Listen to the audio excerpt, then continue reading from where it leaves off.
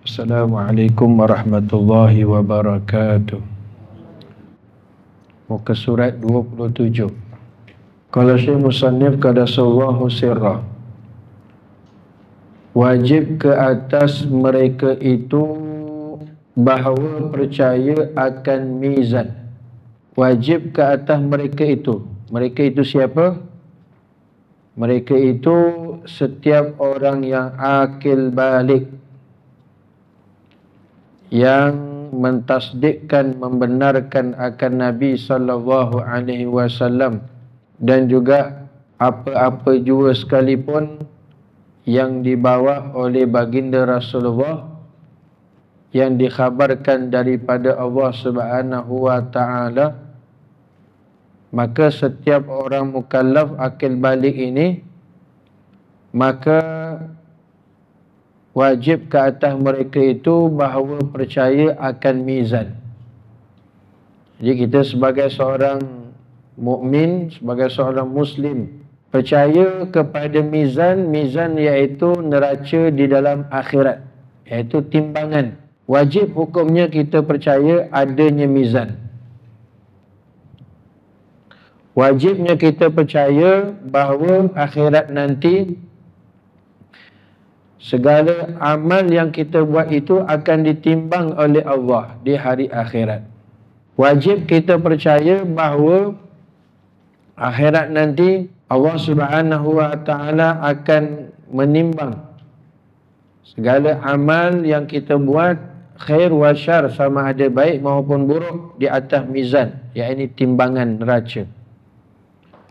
Ditimbang di dalamnya segala amal manusia. Jadi mizan nanti akhirat, mizan ini, neraca ini, fungsinya apa? Untuk ditimbang segala amal pekerjaan manusia yang dilakukan sepanjang dia hidup atas dunia, sama ada amal perbuatan yang baik maupun amal perbuatan yang buruk. Pasti kita akan ditimbang oleh Allah Subhanahu wa taala.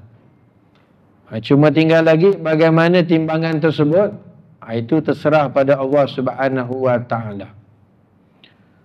Maka sebab itu bila kita tahu dan yakin serta percaya akhirat nanti ada timbangan, ada neraca yang akan menimbang setiap amal yang kita buat atas dunia, maka oleh itu berhati-hatilah, berwaspadalah.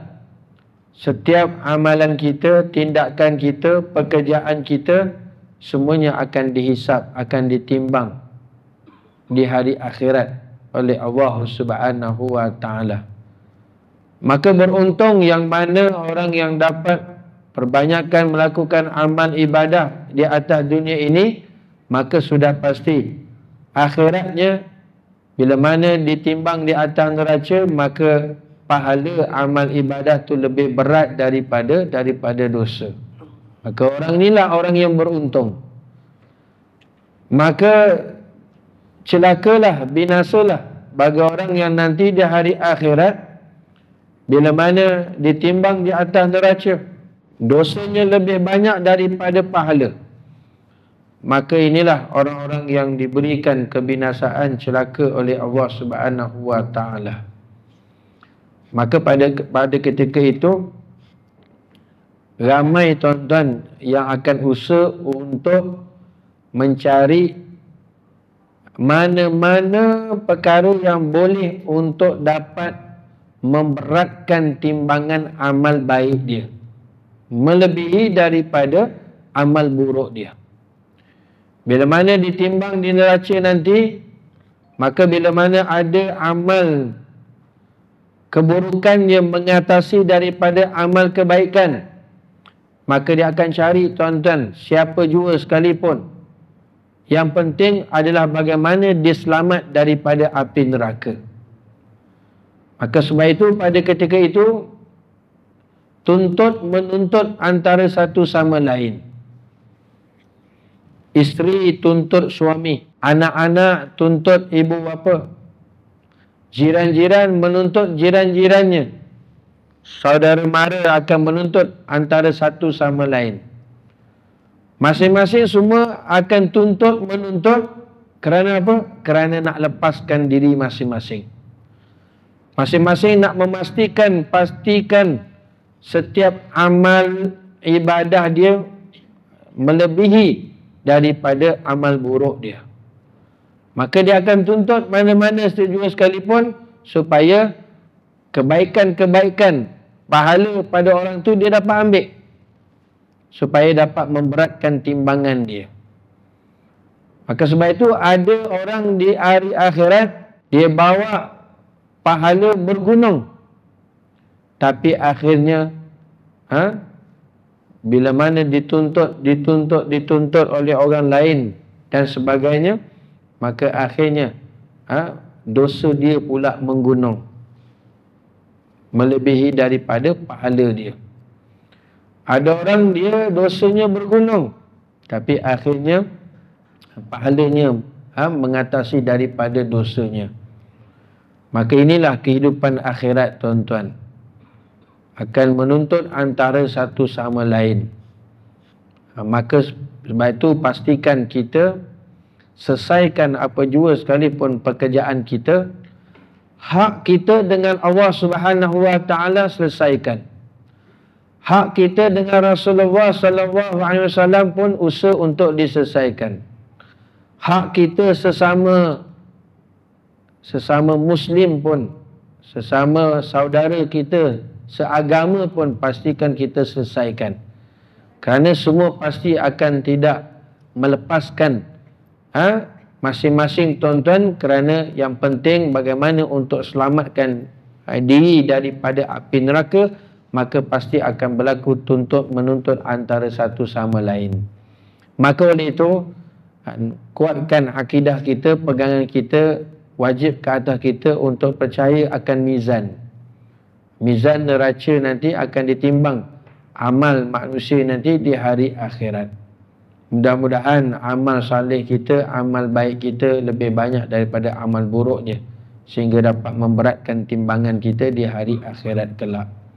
Muslimin hadirin yang dirahmati Allah. Dan demikian lagi wajib ke atas mereka itu bahawa percaya akan sirat, iaitu titian di atas neraka Jahannam, iaitu terlebih halus daripada rambut dan lebih tajam daripada pedang, dan tergelincir atasnya segala kaki orang yang kafir dan munafik, maka jatuh mereka itu ke dalam neraka, dan tetap atasnya segala kaki orang mukmin, lalu masuk mereka itu ke dalam syurga.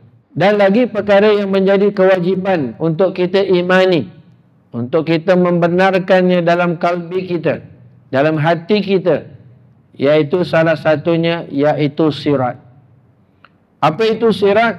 Titian, tempat untuk kita meniti, yang mana bawahnya adalah neraka Jahannam.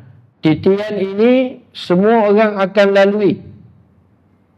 Dan dahsyatnya yang disebut sebagai sirat ni, ataupun setengah orang panggil sebut titian sirat, dia terlebih halus daripada rambut. Rambut ni halus dah, selai tu rambut tu halus dah. Tapi titian sirat ni nak kata dahsyatnya, dia lebih halus daripada rambut dan lebih tajam daripada pedang, dan tergelincir atasnya segala kaki orang yang kafir dan munafik. Pasti mana orang-orang yang tidak sempat untuk bertaubat kepada Allah, mana-mana orang yang tidak beriman kepada Allah Subhanahu Wa Taala. Ini satu tempat, satu titian, satu stesen yang amat mengerikan, yang mana di bawahnya neraka. Maka pasti bila mana dia tidak melepas titian ini, pasti dia akan terhunjam ataupun terjatuh ke dalam neraka Jahannam. Na'udzubillah. Melainkan orang itu dia ada bawa amal salih ibadah kepada Allah. Melainkan orang itu orang mukmin. Bagi orang yang mukmin, lalu mereka melepasi titian sirat ini dan dimasukkan ke dalam syurga. Tetapi perjalanan orang mukmin itu sekira-kira amal mereka itu Setengah mereka itu seperti kilat yang menyambar, dan setengah mereka itu seperti burung yang terbang, dan setengah mereka itu seperti kuda yang lari, dan setengah mereka itu ada yang seperti orang yang berjalan, dan setengah mereka itu ada yang merangkak, dan setengah mereka itu mengesot. Demikianlah masing-masing mereka itu sebab bersalahan amal mereka itu, iaitu di dunia. Muslimin hadirin yang dirahmati Allah, walaupun dia mati dalam keadaan Islam, dia sebagai seorang mukmin, namun keadaan mereka lalui titian sirat ini berbeza antara satu sama lain. Suaminya lain, isterinya lain, anak-anaknya lain, kawan rapat dia lain, jiran-jiran dia lain. Tak sama tuan-tuan. Kerana apa? Kerana mengikut amal mereka atas dunia. Bagaimana amalan mereka atas dunia, begitulah keadaan mereka akan lalui titian sirat. Ada yang sepantas kilat, ada yang selangkah saja terus masuk syurga, ada yang terbang, ada yang berjalan, ada yang diberikan kenderaan, ada yang merangkak, bahkan teruk tuan-tuan, ada yang mengesot macam orang sakit, perlahan-perlahan. Itu hal keadaannya mengikut amal dia. Sebab yang pasti mereka nak lepaskan lalu titian sirat itu, baru dimasukkan ke dalam syurga. Kalau tak, pasti dia akan jatuh ke dalam neraka jahanam. Ni hal keadaan. Maka sebab itu kita usahakan perbaiki amal ibadah kita kepada Allah. Usahakan sentiasa memperbaiki amalan kita, ibadah kita kepada Allah Subhanahu wa taala. Buat yang paling terbaik sekali tuan-tuan. Kita nak kalau boleh, paling tidak pun masuk syurga tanpa hisap. Kita nak kalau boleh masuk syurga tu seperti sepantas kilat. Takkan kita tidak ada harapan cita-cita sedemikian? Takkan kita nak paling tidak pun esok pun tak apalah Ustaz. Dah, itu na'udzubillah tuan-tuan. Yang penting masuk syurga. Tak, maka inilah masa yang kita ada, nyawa yang kita ada, peluang yang Allah Ta'ala beri ni tuan-tuan, maka sungguh-sungguh melakukan amal saleh ibadah kepada Allah Azza wa Jalla. Maka disebutkan dalam kitab, salah satu amalan untuk memudahkan kita melalui titian sirat ini, iaitu salah satunya amalan yang jangan ditinggalkan setiap kali lepas subuh, maka dibaca sebanyak 4 kali. Asyhadu an la ilaha illallah wahdahu la syarikalah, ilahan wahidan wa rabban syahidan wa nahnu lahu muslimun. Asyhadu an la ilaha illallah wahdahu la syarikalah, ilahan wahidan wa rabban syahidan wa nahnu lahu muslimun. Itu dibaca sebanyak 4 kali. Jangan ditinggalkan. Barang siapa yang mengamalkan zikir ini, setiap kali lepas subuh dibaca asyhadu an la ilaha illallah wahdahu la syarikalah, ilahan wahidan wa rabban syahidan wa nahnu lahu muslimun, maka insya-Allah dia akan dapat melalui titian sirat. Bukan sepantas kilat tuan-tuan, tetapi selangkah saja. Dipendekkan titian sirat itu bagi dia, maka dimudahkan untuk dia melaluinya, bahkan dimasukkan ke dalam syurga oleh Allah Subhanahu wa taala. Ini salah satu amalan usaha kita. Mudah-mudahan menjadi kemudahan kita untuk dapat melalui titian sirat ini. Muslimin hadirin yang dirahmati Allah. Dan demikian lagi wajib mereka itu percaya akan telaga Al-Kausar bagi Nabi kita Muhammad sallallahu alaihi wasallam. Dan seterusnya, bagi seorang mukmin lagi yang wajib untuk dia percaya dan yakin bahawasanya akhirat nanti ada satu telaga yang namanya telaga Kausar. Ada yang disebut sebagai haud, yakni telaga yang diberikan khas kepada Nabi SAW sahaja. Tidak diberikan kepada nabi-nabi yang terdahulu, melainkan telaga Kausar ini diberikan kepada baginda Rasulullah SAW. Meminum air daripada telaga Kausar itu, segala orang mukmin dahulu sebelum daripada masuk mereka itu ke dalam syurga. Kemudian selepas daripada melalui siratal mustaqim. Lagi, telaga Kausar ni terletak di mana? Selepas daripada kita melalui siratal mustaqim. Selepas melalui titian sirat, maka bagi umatnya Nabi SAW, bagi orang mukmin, maka akan dipanggil oleh Rasulullah untuk meminum minuman yang ada pada telaga Kausar tersebut. Ini khas diberikan kepada Rasulullah dan juga kepada umatnya Nabi SAW. Jadi sebelum masuk ke dalam syurga, akan minum dulu air pada telaga Kausar tersebut. Sebab tu Allah Ta'ala sebut, Inna a'tainakal kautsar. Sesungguhnya kami berikan kepada engkau, wahai Muhammad, Al-Kausar. Ini satu telaga yang namanya Al-Kausar kepada Rasulullah SAW. Mana inilah yang akan ada nanti di hari akhirat. Sebelum dimasukkan ke dalam syurga, maka diberikan minum dulu segala orang mukmin daripada air telaga Kausar tersebut. Dan barang siapa meminum daripadanya air telaga Kausar, nescaya tiada dahaga kemudian daripada itu selama-lamanya. Sekali saja siapa juga sekalipun dapat minum daripada air telaga Kausar tersebut, pasti dia tidak akan dahaga selama-lamanya. Tak perlu minum lagi dah. Sekali saja sudah cukup dah.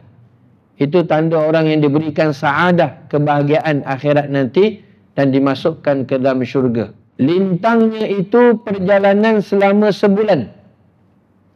Dan airnya terlebih putih daripada air susu. Ini hal keadaan telaga Kausar. Dia punya keluasannya, tuan-tuan, perjalanannya selama sebulan. Besar agak telaga Kausar tersebut. Dan air yang pada telaga Kausar tersebut terlebih putih daripada susu. Susu tu hak putih dah, tapi dia lagi putih. Dan terlebih manis daripada air madu. Masya Allah, tabarakallah. Itulah kenikmatan, tuan-tuan. Ni belum masuk syurga ni. Belum masuk syurga lagi. Allah Ta'ala dah tunjukkan dah, zahirkan dah kenikmatan bagi orang yang mana adalah ahli syurga. Maka diberikan minum daripada air telaga Kausar tersebut. Putihnya lebih putih daripada susu, manisnya lebih manis daripada air madu. Allahu Akbar. Nikmat, tuan-tuan. Itulah nikmat bagi orang yang mukmin. Di kelilingnya itu ada beberapa kendi sebilang-bilangan bintang di langit. Kendi ni apa nama tu? Cawan. Cawan. Bekas untuk minum tu. Di keliling telaga Kausar tersebut banyak, tuan-tuan, cawan untuk diminum sebanyak bilangan bintang-bintang di langit. Kan ramainya umat Nabi SAW. Maka dapat minum daripada cawan tersebut. Mudah-mudahan kita diberikan untuk dapat minum telaga Kausar tersebut. Dipanggil oleh baginda Rasulullah SAW. Kita khawatir, tuan-tuan, kerana walaupun kita umatnya Rasulullah, disebutkan dalam riwayat, adanya umat Rasulullah dihalang untuk dapat minum telaga Kausar. Walaupun ianya umatnya Rasulullah SAW. Tak kala mana ada segolongan yang menghampiri untuk minum telaga Kausar, maka dihalang oleh malaikat. Maka kata Rasulullah SAW, wahai malaikat, mereka itu umat aku. Mereka itu umat aku. Maka mereka boleh dan berhak untuk dapat minum telaga Kausar ini. Kerana telaga Kausar ini adalah pemberian daripada Allah kepada aku dan kepada umat aku. Kenapa kamu halang, wahai malaikat? Kata malaikat, wahai Rasulullah, wahai Muhammad, ya, memang mereka ni umat kamu. Tetapi mereka hidup atas dunia dulu tidak mencintai kamu, tidak mengasihi kamu, tidak mengingati kamu. Bahkan tidak menuruti sunnah dan syariat kamu, wahai Muhammad. Maka pada hari ini aku halang dia untuk dapat minum telaga Kausar. Maka na'udzubillah, tuan-tuan. Maka sebab itu dalam kehidupan kita, tanggungjawab kita bagaimana untuk menuruti sunnah Rasulullah SAW dalam kehidupan kita. Bagaimana juga untuk kita sentiasa dalam keadaan dapat mencintai, mengasihi Rasulullah SAW. Bahkan juga bagaimana dalam kehidupan kita juga dapat memperbanyakkan mengingati baginda Rasulullah SAW. Tak lain dan tak bukan dengan jalan selawat. Orang yang banyakkan selawat kepada baginda Rasulullah SAW, itu tanda orang yang mengingati Rasulullah. Orang yang banyakkan selawat kepada baginda Rasulullah adalah orang yang mencintai, mengasihi Rasulullah SAW. Dan juga tuan-tuan, kita kena perjuangkan apa yang dibawakan oleh baginda Nabi SAW untuk menyebarkan syariat Rasulullah SAW, untuk menyampaikan dakwah, menyambungkan dakwah Nabi SAW. Itu semua perkara-perkara menjadi tanggungjawab kita selaku umatnya Rasulullah, agar mudah-mudahan akhirat nanti kita dapat dipanggil oleh Rasulullah untuk dapat minum telaga Kausar di hari akhirat nanti. Allahumma amin, amin ya rabbal alamin. Muslimin hadirin yang dirahmati Allah. Dan demikian lagi wajib ke atas mereka itu bahawa percaya akan hisab dan bersalahan-salahan, yakni berbeza-beza segala manusia itu padanya. Dan seperkara lagi wajib atas kita mengimaninya, iaitu akhirat nanti kita akan dihisab, dihitung oleh Allah. Pasti akan dihitung, dihisab oleh Allah Subhanahu wa ta'ala. Apa juga sekalipun pekerjaan yang kita lakukan, amalan yang kita lakukan, hidup atas dunia 60-70 tahun, pasti akan dihisab oleh Allah. Dan penghisapan seseorang itu berbeza-beza antara satu sama lain. Ada yang cepat, ada yang lambat, ada yang lama, ada yang tidak dihisab langsung. Allahu Akbar. Berbeza-beza keadaannya, tuan-tuan. Setengah mereka itu sangat susah hisabnya. Na'udzubillah. Payah. Satu demi satu. Detail, tuan-tuan. Dia hidup berapa lama atas dunia? 65 tahun. Maka daripada akil balik sampailah umur 65 tahun, disusahkan akan hisabnya. Satu demi satu. Satu demi satu. Harta dia, umur dia, masa dia, waktu dia, semua akan dihisap satu persatu. Ini satu musibah yang besar, tuan-tuan.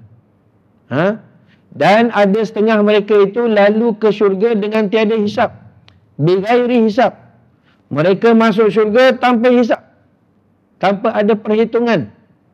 Bangkit saja daripada kubur, maka terus saja dimasukkan oleh Allah Subhanahu wa ta'ala ke dalam syurga tanpa hisap. Ini bukan calon-calon orang, tuan-tuan.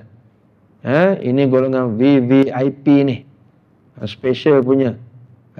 Di sisi Allah Subhanahu wa ta'ala, dia masuk syurga tanpa hisap. Mereka itu golongan mukarrabun. Apa makna mukarrabun?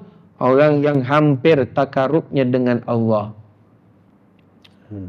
Mereka ni orang yang takarubnya dengan Allah Subhanahu wa ta'ala. Di atas dunia dia sungguh-sungguh melaksanakan ketaatan ibadah kepada Allah. Dengan amal ibadah tersebut Allah Ta'ala suka, maka dia orang yang takarub dengan Allah.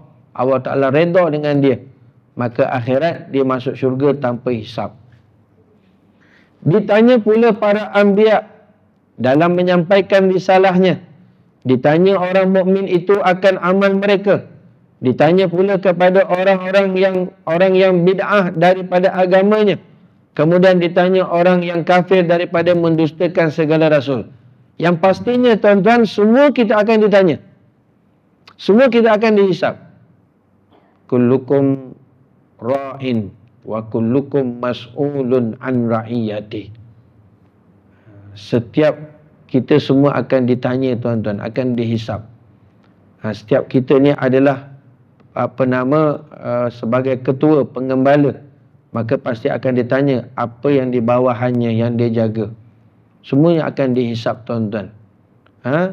Para nabi pun akan ditanya, menyampaikan tidak risalahnya Allah. Orang mukmin pun akan ditanya, buat tidak amal ketaatan kepada Allah.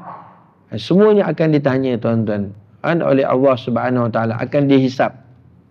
Muslimin hadirin yang dirahmati Allah. Maka sebab itu para ulama tuan-tuan sering berdoa kepada Allah. Allahumma hasibna hisaban yasira. Allahumma hasibni. Kalau hak seorang, kalau ramai, Allahumma hasibna. Ya Allah, hisapkanlah kami. Dengan perhisapan yang mudah. Allahumma hasibna hisaban yasira. Ya Allah, hisaplah kami dengan perhisapan yang mudah, ya Allah. Jangan kamu hisap dengan perhisapan yang payah dan susah, ya Allah. Mudahkanlah perhisapan kami. Itu ulama sering doa tuan-tuan. Kerana ada kekhawatiran, ada khauf. Ada khauf kepada Allah SWT. Takut sungguh pada Allah. Allah Ta'ala akan hisapnya dengan perhisapan yang detail, yang satu persatu. Maka ini pengharapan kita kepada Allah, supaya Allah Ta'ala hisap kita dengan mudah. Dengan mudah. Dan kalau dapat tuan-tuan, dimasukkan ke dalam syurga tanpa hisap. Muslimin hadirin yang dirahmati Allah. Demikian lagi wajib atas mereka itu bahawa percaya akan dikeluarkan segala mukmin yang mengesakan Allah Subhanahu Wa Taala api neraka, kemudian daripada diseksa. Hingga tiada tinggal di dalam api neraka itu seorang daripada mukmin dengan anugerah Allah Subhanahu Wa Taala. Dan lagi tuan-tuan, wajib kita imani, wajib kita percaya serta yakin bahawa walaupun macam mana sekalipun sebesar zarah iman yang ada pada dalam hati seseorang itu, walaupun imannya sebesar biji zarah sekalipun, pasti akhirnya dia akan dikeluarkan daripada api neraka dan dimasukkan ke dalam syurga. Ini wajib kita imani, percaya. Artinya apa? Akhirnya di dalam neraka nanti tidak ada satu orang pun yang mukmin yang kekal duduk di dalam neraka, melainkan orang yang kafir, orang yang tidak beriman. Dia kekallah duduk dalam neraka ni abadan abadah, selama-lamanya. Siapa? Hanya orang yang tidak beriman sahaja, orang kafir. Adapun orang mukmin, ya mungkin dia itu orang fasik, banyak buat dosa, dan nak taubat dan sebagainya, akhirnya mati. Dan pasti dia akan dimasukkan ke dalam neraka, akan diseksa oleh Allah Ta'ala. Dan pasti juga dengan iman yang ada, walaupun sebesar zarah sekalipun, pasti akan dimasukkan ke dalam syurga kelak nanti. Walaupun diazab dulu di dalam neraka. Mengikut kepada waktu hitungan yang telah ditetapkan oleh Allah. Mungkin setahun, mungkin 2 tahun, mungkin seminggu, mungkin sebulan. Tapi dengan sebabkan iman yang ada, walaupun sebesar zarah sekalipun, Allah Ta'ala akan keluarkan dia daripada neraka, akhirnya dimasukkan ke dalam syurga. Ini wajib kita imani. Wajib kita imani. Muslimin hadirin yang dirahmati Allah. Disebutkan dalam riwayat, orang yang terakhir sekali tuan-tuan dikeluarkan daripada api neraka. Dan orang yang terakhir sekali dimasukkan ke dalam syurga. Lantaran dengan sebab imannya sebesar biji zarah. Walaupun imannya macam mana sekalipun, kecil macam mana sekalipun, tapi akan ditempatkan juga di dalam syurga. Dikeluarkan daripada neraka. Jadi orang yang sebegini, walaupun dia merupakan orang yang terakhir dimasukkan ke dalam syurga, orang yang terakhir dikeluarkan daripada neraka, itu pun tuan-tuan, syurga yang diberikan oleh Allah Ta'ala orang yang sebegini, itu 10 kali lipat kali dunia. Besarnya 10 kali ganda dunia. syurga untuk dia.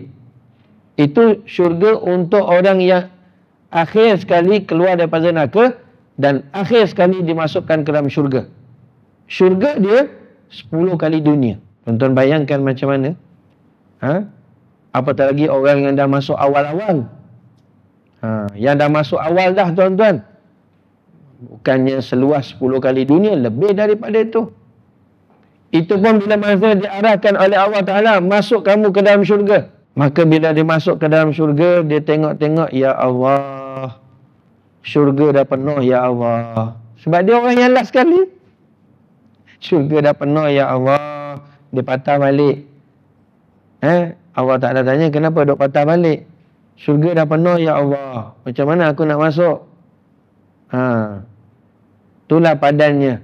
Orang yang last sekali masuk syurga. Tak. Padan tu saya tambah. Maka Allah Ta'ala kata, dah, pergi masuk. Dia masuk lagi, dia tengok, penuh dah. Macam mana pula nak masuk ni? Keluar balik tanya, ya Allah, penuh dah. Sekali lagi, maka dia masuk, tuan-tuan. Dia masuk-masuk, tengok syurga dia luasnya 10 kali dunia. Ya Allah. Itu bagi orang yang iman sebesar biji zarah. Orang yang terakhir sekali masuk syurga. Orang yang terakhir sekali dikeluarkan daripada api neraka. Ini wajib kita imani, wajib kita percaya, tuan-tuan. Apatah lagi iman yang ada pada tuan-tuan bukan sebesar biji sawi. Sebesar bola pimpong. Bola sepak. Lagi pula macam mana luasnya syurga tu. Allahu Akbar. Luasnya, tuan-tuan. Tidak boleh dibayangkan macam mana.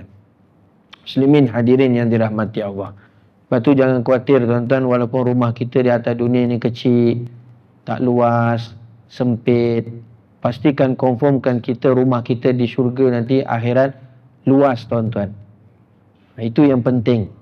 Yang penting syurga kita, tempat kita, rumah kita, maligai kita di akhirat luas, tidak sempit. Pastikan, tuan-tuan, bila kita mati, kubur kita luas, tidak sempit. Walaupun rumah kita atas dunia kita sempit. Itu dah cukup dah petanda dia tu ahli syurga, ahli sa'adah. Diberikan kebahagiaan oleh Allah Subhanahu wa ta'ala. Muslimin hadirin yang dirahmati Allah. Dan demikian lagi wajib atas mereka itu percaya akan syafaat segala anbiya alaihimussalatu wassalam. Dan lagi, tuan-tuan, wajib kita imani, wajib kita tasdik, membenarkan dan meyakini, percaya akhirat nanti Allah Subhanahu wa ta'ala bagi syafaat kepada segala para nabi-nabi yang terdahulu. Ada para nabi yang diberikan khas oleh Allah Ta'ala syafaat. Apatah lagi Nabi SAW. Apatah lagi Rasulullah. Rasulullah itu Allah Ta'ala bagi special, tuan-tuan. Itu yang disebut sebagai syafaatul uzma. Syafaat yang terbesar. Syafaatul kubra. Mengatasi daripada syafaat-syafaat para nabi yang terdahulu. Ini anugerah, kemuliaan, ketinggian darajat baginda Nabi sallallahu alaihi wasallam. Bahkan semua orang berhajat pada ketika itu untuk mendapat syafaat daripada Rasulullah sallallahu alaihi wasallam. Bukan hanya kita selaku umatnya Rasulullah yang berhajat kepada syafaat Rasulullah. Bahkan yang bukan di kalangan umatnya Rasulullah pun berhajat kepada syafaat daripada Rasulullah. Bahkan nabi-nabi juga terdahulu berhajat kepada syafaat Rasulullah sallallahu alaihi wasallam. Apatah lagi kita, tuan-tuan, siapa kita yang tidak berhajat kepada Rasulullah? Jangan sampai kita tidak mendapat syafaat daripada Rasulullah sedangkan kita ni umatnya Rasulullah. Jangan sampai kita tergelincir, tuan-tuan, tercecer daripada mendapat syafaat daripada Rasulullah, nanti sedangkan ada umat lain yang mendapat pula syafaat daripada Rasulullah sedangkan kita tak dapat. Jadi pastikan kita adalah yang pertama, yang utama yang mendapat syafaat daripada Rasulullah lantaran kita sebagai umatnya Nabi sallallahu alaihi wasallam. Kemudian maka syafaat segala ulama. Ini wajib kita percaya, imani. Allah Ta'ala ada bagi syafaat bagi segala ulama. Siapa mereka yang belajar dengan alim ulama tersebut, salah satunya kita boleh dapat syafaat daripada guru kita, daripada ulama yang kita belajar.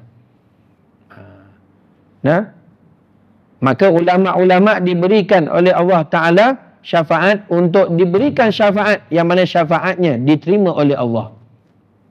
Diterima oleh Allah Subhanahu Wa Ta'ala. Sebab itu tuan-tuan, jangan lari daripada ulama. Jangan tidak kenal ulama. Jangan tidak mencintai ulama. Jangan tidak bersuhbah dengan ulama. Jangan kita tidak ada langsung tuan-tuan rasa cinta dengan alim ulama. Mana tahu dengan sebab mahabbah, cinta kita dengan alim ulama tersebut menjadi asbab kita mendapat syafaat daripada mereka. Dan menjadi asbab kita dapat masuk syurga. Tapi hari ini tuan-tuan malangnya, apa yang berlaku netizen tuan-tuan membenci alim ulama. Mencecer, menghina alim ulama. Tuan-tuan tengok di medsos hari ini, dahsyat. Jangan masuk campur tuan-tuan. Jangan sekaki. Kita baca pun tengok tuan-tuan, kutukan-kutukannya sangat-sangat dahsyat. Agak orang macam ini boleh dapat syafaat ke tuan-tuan daripada di kalangan ulama. Kita disarankan untuk mencintai, mengasihi ulama. Rasulullah sendiri pesan, sayati zamanun min ummati yafirruna minal ulama. Rasulullah kata akan datang di kalangan umat aku akhir zaman nanti, mereka ini lari daripada alim ulama. Mereka tak belajar dengan alim ulama. Mereka tak duduk dengan alim ulama. Mereka tidak bersobah dengan alim ulama. Mereka tidak duduk dalam majlis taklim bersama alim ulama. Tak. Mereka lari. Bila mereka lari tuan-tuan, jauh kehidupan mereka, apatah lagi tidak mengasihi alim ulama, mana mungkin akhirat nanti mendapat syafaat daripada mereka. Bahkan musibah yang besar nanti, orang yang macam ini mati dia tuan-tuan, mati dalam keadaan bighairil iman, tanpa bawa iman kepada Allah. Na'udzubillah. Ini tuan-tuan wajib kita imani. Ada segala ulama, maka diberikan syafaat pada segala ulama. Kemudian maka syafaat segala syuhada. Ada juga di kalangan orang yang mati syahid, syuhada, diberikan syafaat oleh Allah. Kemudian maka syafaat sekalian mukmin, sekira-kira kemegahan dan darajat mereka itu kepada Allah Subhanahu Wa Ta'ala. Ada di kalangan mukmin, salihin, orang-orang salih, maka diberikan juga syafaat oleh Allah Subhanahu Wa Ta'ala. Diberikan syafaat oleh Allah Subhanahu Wa Ta'ala. Dan barang siapa tinggal daripada mukmin itu dalam neraka, padahal tiada baginya yang mensyafaat, yakni memberi syafaat akan dia, nescaya dikeluarkan dia oleh Allah Subhanahu Wa Ta'ala dengan anugerahnya Allah. Kalaupun dia dikeluarkan daripada api neraka, itu pun dengan limpahan kurniaan Allah Subhanahu Wa Ta'ala. Walaupun dia tidak mendapat syafaat daripada siapa-siapa sekalipun. Tak dapat syafaat daripada orang-orang saleh, tak dapat syafaat di kalangan alim ulama, tak dapat syafaat di kalangan para syuhada, tidak dapat syafaat daripada para anbiya, hatta Rasulullah sekalipun. Kalaupun dia dimasukkan ke dalam syurga, dikeluarkan daripada neraka, itu pun sebenarnya anugerah limpahan daripada Allah Azza wa Jalla. Rahmat kasih sayang Allah. Maka tiada kekal mukmin itu di dalam api neraka. Orang mukmin dia tidak akan kekal selama-lamanya. Hanya orang kafir saja. Adapun orang mukmin dia akan diazab, diseksa dalam neraka mengikut masa-masa yang telah ditetapkan oleh Allah. Jangan ada cita-cita tuan-tuan, tak apa sekejap je akhirnya masuk syurga juga. Jangan tuan-tuan. Tidak tertanggung kita tuan-tuan dengan azab siksa api neraka. Tidak tertanggung. Cukup saja tuan-tuan disebutkan dalam riwayat, jika setitik sebesar lubang jarum api neraka tu, sebesar lubang jarum saja jatuh atas dunia ni, cukup dah sebesar itu, tidak ada satu makhluk pun yang boleh hidup. Tak payah hak besar-besar. Sebesar lubang jarum saja api neraka ni tuan-tuan, tercampak. Dah atas dunia ni, tak ada satu pun makhluk yang boleh hidup tuan-tuan. Dahsyatnya api neraka. Satu hari di hari akhirat bersamaan dengan 1000 tahun dunia. 1000 tahun dunia. Kita hidup atas dunia ni berapa lama sebenarnya tuan-tuan? Setengah hari je. Nak bandingkan yang satu hari tadi akhirat bersamaan dengan 1000 tahun dunia. Tak adalah sampai umur kita 1000 tahun. Jadi jangan sampai kita gadaikan agama kita, iman kita dengan kemurahan dunia, pangkat, jawatan dan sebagainya. Muslimin hadirin yang dirahmati Allah. Dan jikalau ada iman di dalam hati seseorang itu satu zarrah, iaitu seekor semut yang kecil sekalipun, nescaya ia dikeluarkan daripada api neraka, maka masuk dia ke dalam syurga. Walaupun sebesar zarah sekalipun. Halus je tuan-tuan, iman dia kecil je. Tetap diterima oleh Allah Subhanahu Wa Taala. Itu pun atas rahmat, belas kasihan daripada Allah Subhanahu Wa Taala. Lantarannya ada iman. Walaupun sebesar zarah. Walaupun tak dapat dia syafaat daripada siapa-siapa juga sekalipun. Dan demikian lagi wajib kita i'tiqadkan, wajib kita imani, wajib kita percaya serta yakin di dalam hati kita bahawasanya sekalian sahabat Nabi kita Muhammad sallallahu alaihi wasallam itu semuanya adil, dan bahawasanya Sayyidina Abu Bakar radhiyallahu taala anhu itu yang lebih daripada segala manusia, yang kemudian daripada Nabi kita Muhammad sallallahu alaihi wasallam, dan yang kemudian yang ini selepas daripada segala anbiya. Dan lagi tuan-tuan, wajib kita imani, wajib kita percaya serta yakin bahawa golongan para sahabat ini yang hidup sezaman dengan Rasulullah, beriman dengan Rasulullah, bertemu dengan Rasulullah, semuanya mereka itu adil. Tidak ada satu orang pun tuan-tuan yang boleh mengatasi para sahabat. Hatta kata ulama, kalau dia sekarang ini pun darajatnya tinggi di sisi Allah, wali kutub, wali gaus, ketua bagi segala wali sekalipun, tidak akan dapat mengatasi kedudukan para sahabat Nabi SAW. Jauh sekali tuan-tuan.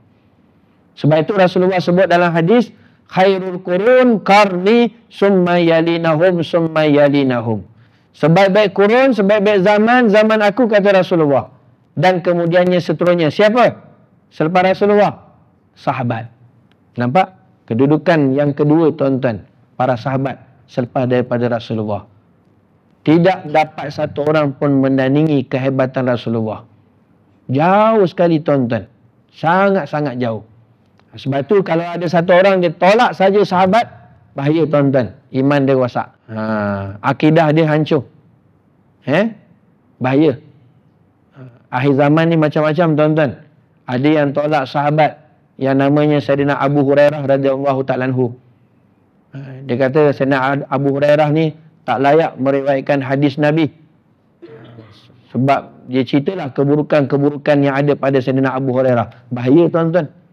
Sedangkan wajib kita imani semua sekalian para sahabat tu adil, benar, percaya, amanah. Tak. Kalau satu orang saja dia tolak sahabat Rasulullah ni, boleh merosakkan iman dia, akidah dia kepada Allah Subhanahu Wa Taala. Dan juga wajib kita i'tikad Sayyidina Abu Bakar itu terlebih afdal daripada segala manusia selepas daripada Nabi sallallahu alaihi wasallam. Ya tuan-tuan, disebut dalam hadis, lau wuzinal iman Abi Bakar, jika sekiranya ditimbang iman Sayyidina Abu Bakar dengan iman seluruh umatnya manusia, la rajahal imani Abu Bakar, nescaya lebih berat daripada iman Abu Bakar daripada iman seluruh manusia. Dahsyatnya Sayyidina Abu Bakar tuan-tuan. Tiada yang lebih dapat mengatasi Sayyidina Abu Bakar melainkan selepas daripada Nabi SAW. Sayyidina Umar akhir sekali dia nak mengatasi Sayyidina Abu Bakar dari segi infaknya untuk agama Allah.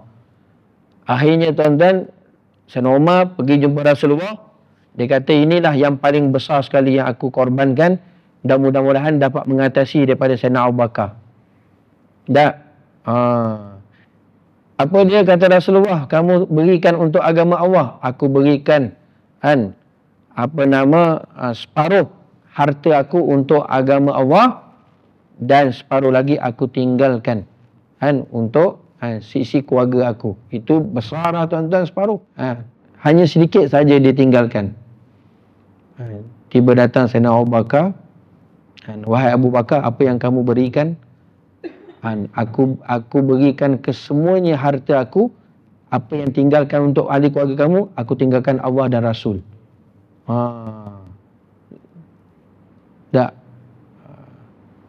Tidak dapat mengatasi Sayyidina Umar akan Sayyidina Abu Bakar radhiyallahu ta'ala. Jauh lagi tuan-tuan beza. Allahu Akbar. Itu kehebatan Sayyidina Abu Bakar radhiyallahu ta'ala. Orang yang pertama yang mentasdikkan, yang membenarkan Rasulullah sallallahu alaihi wasallam. Kemudian maka Sayyidina Umar radhiyallahu ta'ala, kemudian lagi wajib kita i'tikad, percaya tuan-tuan, manusia yang lebih afdal selepas daripada Sayyidina Abu Bakar iaitu Sayyidina Umar. Kemudian Sayyidina Uthman radhiyallahu ta'ala, kemudian Sayyidina Ali radhiyallahu ta'ala, kemudian maka sahabat yang 6 iaitu Sayyidina Talha radhiyallahu ta'ala, dan Sayyidina Zubair bin Awam radhiyallahu ta'ala, dan Sayyidina Sa'ad bin Abi Waqqas radhiyallahu ta'ala, dan Sayyidina Sa'id bin Zaid radhiyallahu ta'ala, dan Sayyidina Abdurrahman bin Auf radhiyallahu ta'ala, dan Sayyidina Abu Ubaidah Amir bin Jarrah radhiyallahu ta'ala. Kemudian maka yang tinggal daripada segala sahabat Nabi kita Muhammad sallallahu alaihi wasallam. 6 ni campur yang 4 Khalifah Ar-Rashidin ada berapa? 10. Ini yang disebut Asyarah Mubasyarah. 10 orang sahabat yang dijamin syurga.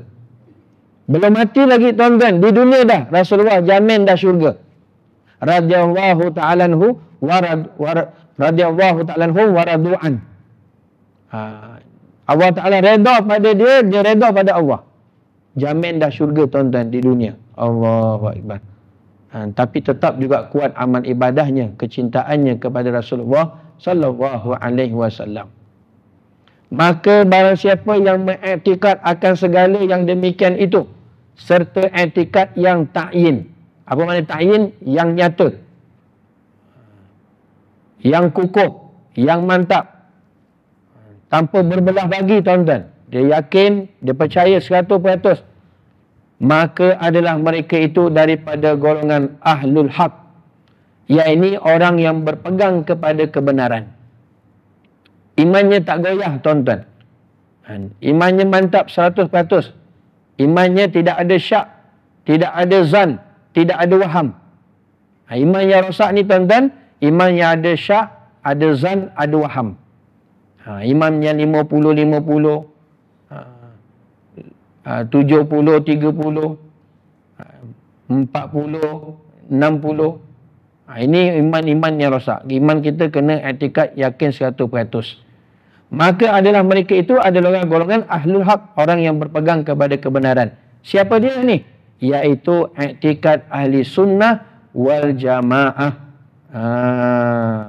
Itulah orang yang mana satu-satunya golongan yang dimasukkan ke dalam syurga.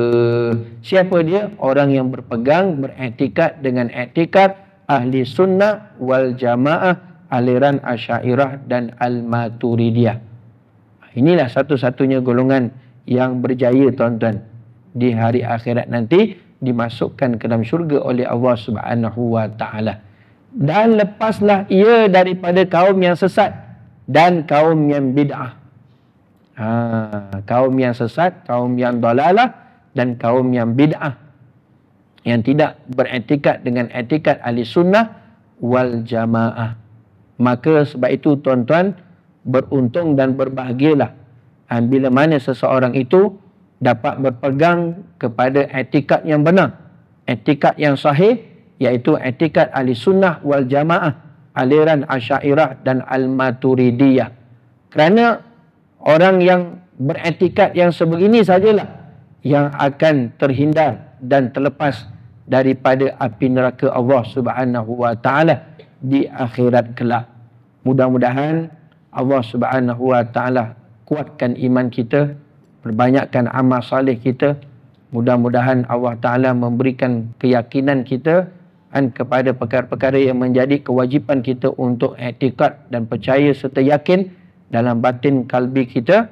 Mudah-mudahan jadi asbab kita nanti bila bertemu dengan Allah dalam keadaan kalbun salim, iman yang sejahtera, hanya meyakini kepada Allah Subhanahu wa taala sebagai Rabb, dan mudah-mudahan menjadi asbab kita mendapat syafaat daripada Rasulullah dan dapat minum telaga Kausar dan juga dimasukkan ke dalam syurga tanpa hisab bersama dengan baginda Nabi sallallahu alaihi wasallam. Maka justru itu berhati-hatilah tuan-tuan dengan kita berada di akhir zaman, zaman fitnah ini, dan betapa dahsyatnya kita berada di akhir zaman. Fitnah yang terbesar, kerosakan yang terbesar adalah ketirisan iman, ketirisan akidah, penyelewengan akidah, penyelewengan tauhid daripada tauhid yang sebenar, i'tikad yang sebenar. Maka oleh itu wajib kita untuk mempelajari ilmu tauhid. Pengajian sifat 20 ini benar-benar yang dapat membawa kita kepada i'tikad, berpegang kepada i'tikad yang benar, i'tikad yang sahih. Hanya satu saja, iaitu i'tikad ahli sunnah wal jamaah, aliran Asy'ariyah dan Al-Maturidiyah. Mudah-mudahan kehidupan kita diberkati oleh Allah, dirahmati oleh Allah Subhanahu wa taala. Allahumma amin, amin ya rabbal alamin. Fa nas'alullah kamalal yakin wa sabatid din lana wa likafatil muslimin innahu arhamur rahimin. Allahumma amin, amin ya rabbal alamin. InsyaAllah selesai kita pengajian bab akidah, tauhid, dan insyaAllah kita akan sambung nanti pada pertemuan yang akan datang, fasal yang berikutnya dalam bab tasawuf pada pertemuan yang akan datang. Mudah-mudahan kita dapat amal dan sampaikan serta bermanfaat insya-Allah. Jadi insya-Allah pada malam ni, malam penangguhan kuliah kita sempena dengan istiqbal Ramadan, kedatangan Ramadan, dan mudah-mudahan apa yang kita kongsikan bersama tuan-tuan sepanjang kuliah kita selama ini, mudah-mudahan diberikan ilmu yang bermanfaat, diberikan kita untuk kekuatan dapat amalkan dan sampaikan dalam kehidupan kita, dan mudah-mudahan diberkati oleh Allah Subhanahu taala akan kehidupan kita nanti insya-Allah. Hadza wabillahi taufiq wal hidayah. Wassalamualaikum warahmatullahi wabarakatuh.